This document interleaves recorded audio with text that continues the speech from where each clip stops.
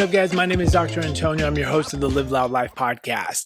We're keeping this on currently the podcast track, just so I can upload and post this. But this is a newer vlog series that we're going to be doing where I'm going to be reliving, sharing. I don't even know all the words for that, but my journey, my adventure through this transition I'm going through, personal development and growth with psychedelic therapeutics, particular right now, psilocybin journeys. And if you did not see the first episode of this series, it's right before this, go check that out. I recount my first psilocybin journey and what had happened through, what was my thoughts leading into it, kind of my experience, and then kind of on the other side, how I felt coming out of it. And now what I'm going to do is share an in-between. I have a new journey coming up here in the next week and a half to 2 weeks, and kind of what I'm doing in the interim, the integration part that we talked a little bit about, and then also just some of the thoughts and things I'm still struggling with, and what I'm kind of doing with it. Now, I'm sharing this from this can be helpful to anyone, but where I feel most, quote unquote, I guess, drawn to, just being that this is the life that I'm currently living, is sharing this with other dads. Because everything that I was dealing with, most parents are, so I do not want to separate that. I'm just saying dads for right now. You can be a mom and you can feel this stuff too. So it's not unanimous parenting, but for many of us in these relationships, you know, as me as the dad, I feel more of the obligation, not even obligation. It's not even an obligation, because it's not that it's not something I don't want to do. It's just a responsibility of financially providing, right? Putting a roof over our head, having warm meals to eat, healthy meals to eat, having warm clothes, enough clothes to wear, right? And that is something all parents feel, but as just for me, I'm just saying, as a dad, I feel more of that responsibility. And I put more stress on myself for that so that they can live, you know, a wonderful life. We live in America, so obviously they will. We're in the top, you know, whatever percentage in the world, let alone United States. But this sense of providing and giving them and wanting to give them anything and everything that they could possibly want. And so that just was what was weighing on me. And for me, in my opinion, is if you're not growing, you're dying. If you're not moving forward, you're moving backwards. But yet at the same time, when you look at physics, the body in motion stays in motion. When you look at it from the relative standpoint of the course of its lifetime, at any one given point, it might appear motionless because of this constant trajectory. And what I am trying to learn is a stillness and a practice in that we can obtain and be everything with all these resources, which are pretty much endless, and to any amount, when we are able to experience what would others appear, describe as nothing, right? And it's this being present of the everyday of the person you're having a conversation with. It's to your spouse, to your kids, whatever that is. And sometimes it's even to just yourself. And that's the thing that I struggle the most, is I just have so many of these autopilot programs set in my head that when something happens, I get this feeling and I just do this. And usually it's this feeling of stress or anxiety where I hold my breath, or I start breathing faster, or a number of different things. And it's not because anything bad even happened. And so what my goal has been over and through the help of who I'm working with, Ashley, is to try to recapture that feeling of when I had that breakthrough during my session, which ended up being, for me, was this feeling where I take these breaths and I just simply say, this is real, right? I was so worried about everything else going on, and I lost focus of this. And I said, this is real. This is the only thing that I really have control over is my response and my feelings to the external environment world stimulus, whether that's, a notice that my student loan payments are changing, whatever that might be, a bill for property taxes, right?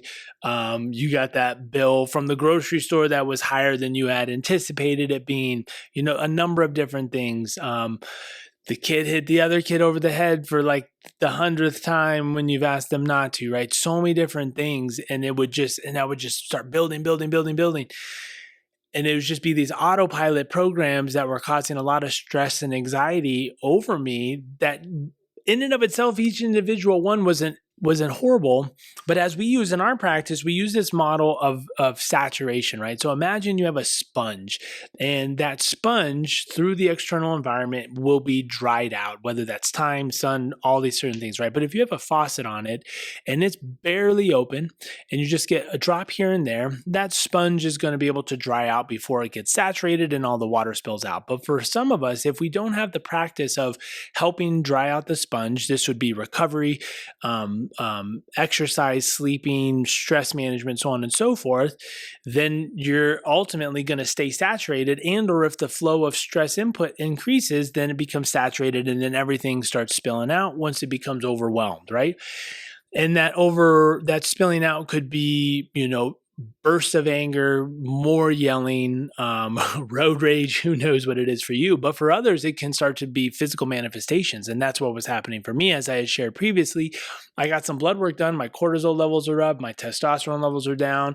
I was living this life that I was like, I'm okay. And part of this is, as we said this too, as a parent, is you go through the seasons of life where you're not going to be able to do all the things that you were previously doing. But what I left out was, I don't even know if you want to call it this, but like this bare minimum standard.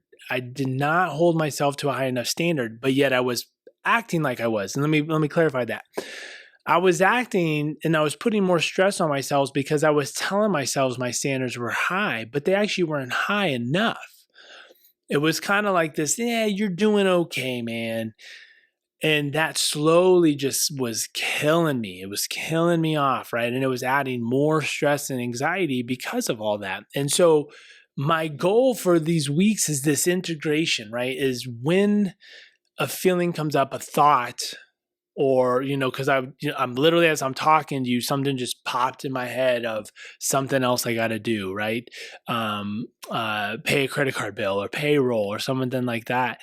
And sometimes this is more systems and processes within your life so that you don't have to think about those things and they just come up and they're on autopilot and or notifications and or reminders, whatever that might be, which is something that I always feel like I get to work on to better suit my life to where I want it to be.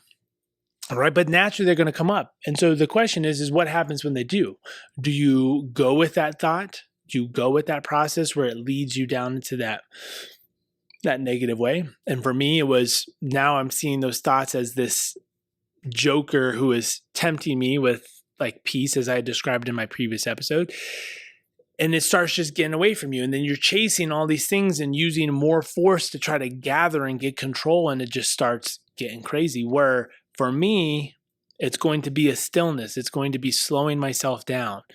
Slow is steady and steady is fast. Before, I was just so erratic and all over the place, trying to put out all the fires, trying to fix, trying to force, trying to go here, trying to set a goal and make that happen.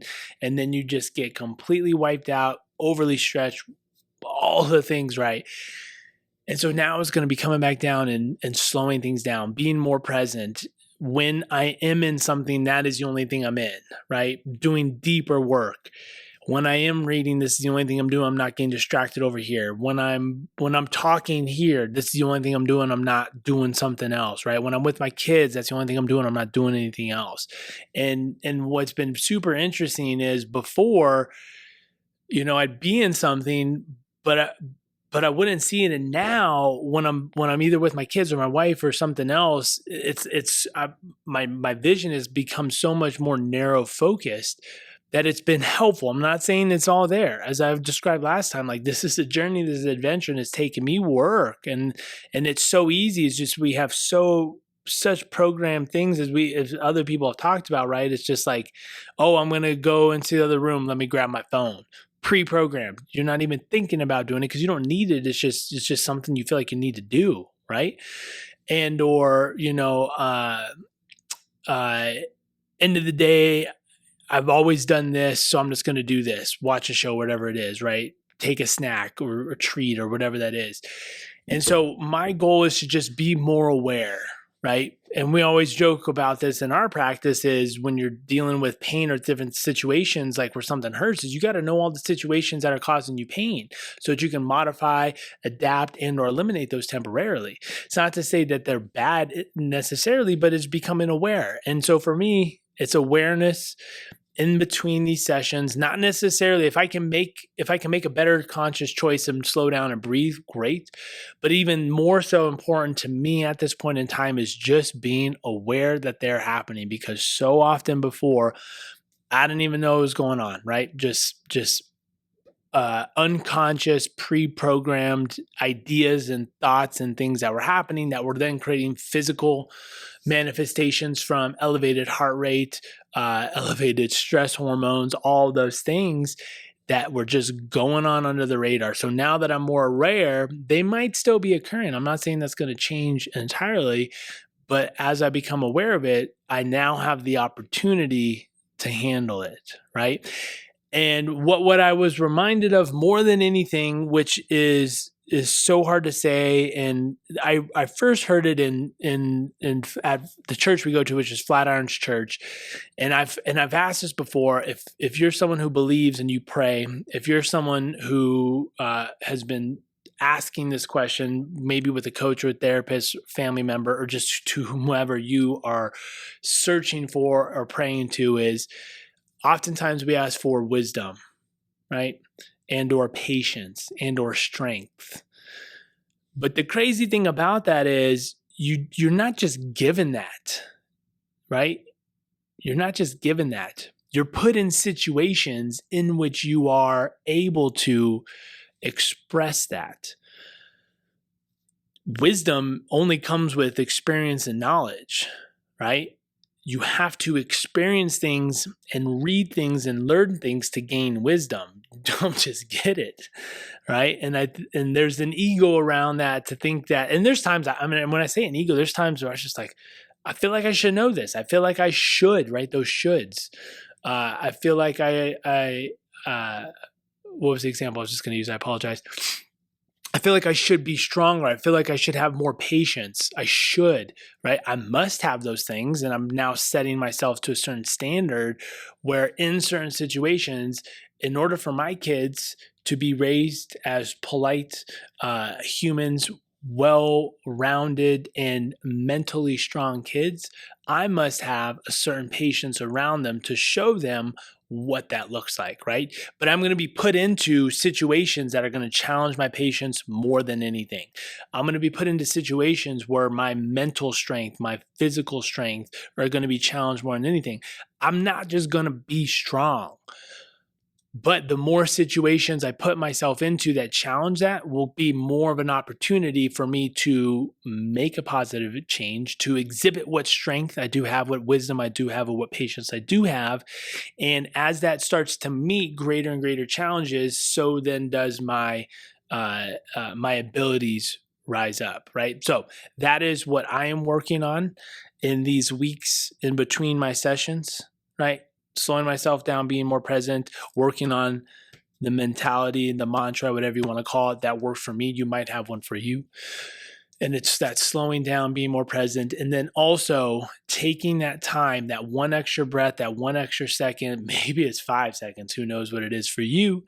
But if whatever you're searching for, peace, right? Let's use that example of peace. I was searching for peace in the first story. I was chasing it down. I was forcing it, right? I was given an opportunity to find peace, right?